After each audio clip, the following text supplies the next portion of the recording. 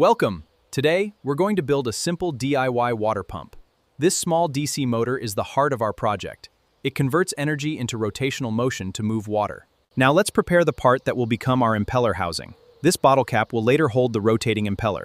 Always mark the center before drilling. Accurate alignment helps keep the rotating assembly balanced. Now drill a small hole through the center mark. Keep the drill straight and steady to ensure the motor shaft fits accurately. Next, cut a small 4-blade impeller from thin plastic.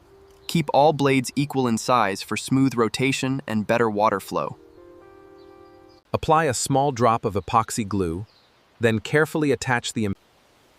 Now install the PVC pipe to form the pump housing.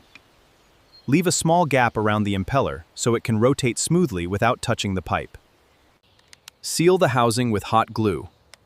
Apply a thin, even layer around the joint to help prevent water leaks during operation. Now attach the inlet and outlet tubes.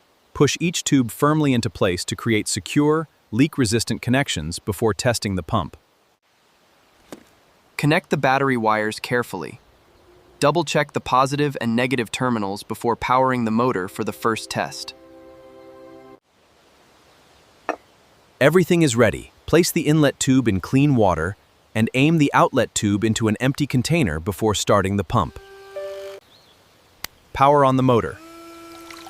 Water begins flowing through the pump, showing that the impeller and housing are working together successfully.